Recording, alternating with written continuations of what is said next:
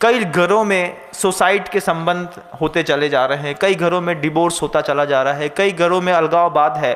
6 साल से बेटी बेचारी मायके के अंदर रह रही है, यहाँ पति दूसरों के साथ घूम फिर रहा है। पति का क्या बिगड़ता है? पुरुष का बिगड़ता ही क्या है? बिगड़ता तो उस पूरी स्त्री का है जिसको समाज में, हर घर में, हर आंखों के ऊपर जवाब देना पड़ता है। भैया अभी तक नहीं गई तुम्हारी मोड़ी, क्या बताएं भाई, बे सुनते ही नहीं। अब भैया अब कब जाएगी? लड़के तो 10 साल की, 11 साल की, 12 साल की हो गई। तुमने थोड़े दिन के लिए रिलेशनशिप में रह करके 2 संतानें पैदा कर दी। संतानों को, संस्कृति को, पत्नी को, जैन धर्म को, सबको मजाक बना दिया ना। कितना सस्ता है ये कह करके कि भैया उसका कलर पसंद नहीं है, हम उसको घर में नहीं रखेंगे। और फिर आरोप प्रत्यारोप का खेल, लांछन तो लगना बिल्कुल सहज बात हो गई है। लड़की बदचलन है, दूसरे लड़कों से बात करती है, चैटिंग करती है, रात में मोबाइल चलाती है।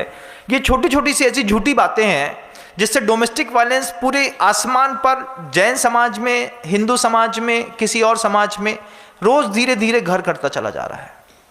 रोज धीरे धीरे इन रिलेशनशिप्स के चक्कर में कितने परिवारों के अंदर फूट है।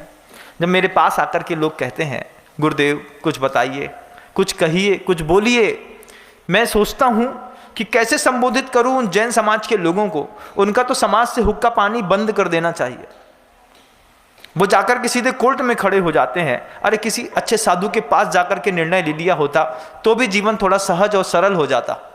कोर्ट में दोनों पक्ष का पैसा खराब होता है, समय खराब होता है, स्त्री की जवानी खराब होती है और बच्चों का बचपना खराब होता है, पुरुष का परिवार खराब होता है बंधु।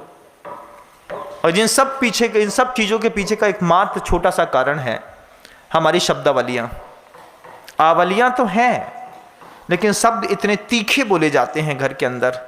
जे आ गई महारानी, अब ऐसे शब्द तो बोल दिए, लेकिन उन शब्दों का सहारा लेकर के किसी ने आपके साथ कोई बंध बांध लिया हो। देखिए उस कथानकों में, पौराणिक कथाओं में खोने की नहीं, खोजने की जरूरत होती है बंधु। हम कहानियां सुनते सुनते खो जाते हैं, जबकि कहानियां सुनते सुनते हमको खोजना चाहिए। जब उस अबला स्त्री की छाती पर लात मारी उस पुरुष ने, तब वो स्त्री उस समय कुछ कह नहीं पाई। पति दीक्षा लेने के लिए गया, देवर ने लात मार दी भौजी के सिर पे, माथे पर, छाती पर, भग यहां से, हमें तुझसे कोई मतलब नहीं है। तेरा पति दीक्षा लेता है तो ले, हम बचाने क्यों जाएं। वो स्त्री कहती है आज अबला हूं, वक्त आने पर बताऊंगी। और जब वक्त आया तो सुकमाल स्वामी की पर्याय में उसी स्त्री ने जिस पैर से लात मारी थी उसी पैर को खा लिया। आज तुम्हारे पैर में गैंग्रीन है, वो तुम्हारे ही शब्दों का, तुम्हारे ही कसाय का परिणाम है। आज तुम्हारे दिल में हार्ट अटैक है, हार्ट चोक है, कैंसर हो रहा है, तुम्हारे ही किसी शब्द से कोई कर्म बंद करके, आबादा पूरी करके आज उदय में आ रहा है। ध्यान रखना बंधुओं, गुरुदेव बार बार कहते हैं इस बात को, अंत समय में संसार काम नहीं आता, सिर्फ धर्म काम आता है। और धर्म एक बात सिखाता है। धर्म क्या कहता है?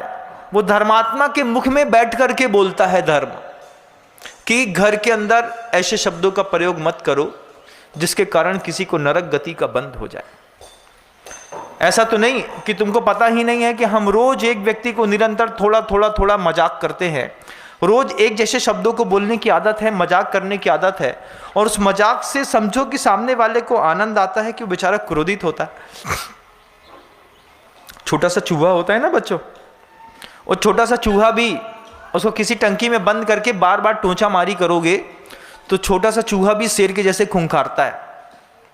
उसकी भी कसाई होती है, शुरुआत में बचने का प्रयास करता है, फिर बाद में सिर्फ मारने का प्रयास करता है। आज पूरे भारत की जैन समाज हो या हिंदू समाज, घर के अंदर का डोमेस्टिक वायलेंस आसमान में सर चढ़ के बोल रहा है। ये नए नए फसल जो अभी पैदा हुई हैं पिछले 20 सालों में, इन 20 सालों की फसलों को जब इंटरनेट ने, मीडिया ने, कल्चर ने और विदेशी सभ्यताओं ने जिस तरीके की कंटेंट को प्रोवाइड कराया है, उस प्रोवाइडेड कंटेंट के कारण समलैंगिक संबंध, गे बनना आसान बात हो गई है। उन कंटेंट की अवेलेबिलिटी के कारण लिव इन रिलेशनशिप का एक नया फंडा आपकी लाइफस्टाइल में सामने आया है। उसी प्रस्तुत कंटेंट के कारण जो टीवी सीरियल्स पहले चलते थे, कभी बुनियाद चला करता था बंधुओं, कभी बुनियाद सीरियल को दोबारा देखने की ज़रूरत है। मुझे तो जब मैंने बचपन में जब छोटा था 5-7 साल का, मुझे याद है 100-125 एपिसोड चले।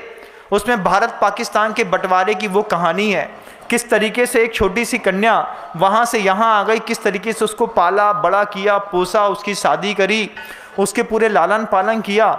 इस बंटवारे की कथाएं तो हमने देखी नहीं, लिव इन रिलेशनशिप की कथाएं आज मोबाइल दिखाता है। जब टिंडर ऐप आप यूज़ करते हैं, जब आप और किसी अनैतिक ऐप का उपयोग करके अपने जीवन को भ्रष्ट करने के लिए आगे बढ़ते हैं, उस समय आपके परिवार को कोई रोकने के लिए नहीं आता।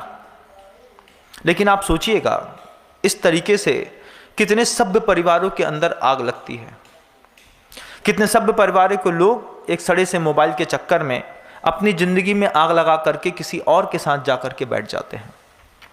समलैंगिक संबंध भारत के अंदर कितनी कंट्रोवर्सी लगती है। लिव इन रिलेशनशिप का खेल उस भारतीय संस्कृति में जहां लिखा गया था यत नार्यस्तु पूज्यन्ते रमन्ते तत्र देवता, उस स्थिति में लिव इन रिलेशनशिप, और वो भी इस बात की स्वतंत्रता के साथ भारत के प्रधानमंत्री नरेंद्र भाई मोदी जी इतनी सारी दुनिया की चीज़ों में काम कर रहे हैं। कोई उनकी तक भी मैसेज पहुंचाइएगा आप लोग कि इस विषय में भी काम करिए कि वल्गैरिटी जो विदेशों की सोशल प्रॉब्लम थी, आज भारत की सोशल प्रॉब्लम बनना शुरू हो गई है। कृपया इसके ऊपर भी नरेंद्र भाई मोदी काम करें।